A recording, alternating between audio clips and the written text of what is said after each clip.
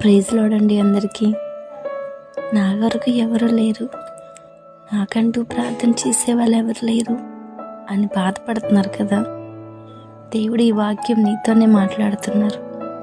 ద్వితీయోపదేశం 10వ అధ్యాయం 18వ వచనంలో నుంచి 21వ వచనం దాకా ఆయన నీతో మాట్లాడతాడు.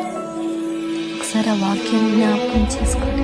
రాత్రికాల సమయంలో నేను అలానే బాధపడుతూ ప్రార్థించిన ఆ వాక్యం నా హృదయానికి చాలా నెమ్మది ఇచ్చింది. ఈ లోకంలో అందరూ విడిచిపెట్టి వెళ్ళిపోయినా దేవుడు మనల్ని ఎక్కడికి విడిచిపెట్టరు. మనం నమ్మిన వాళ్ళు, మనమే ప్రాణం అనుకునే వాళ్ళు ఒకరోజు మనల్ని విడిచిపెట్టి వెళ్ళిపోతారు.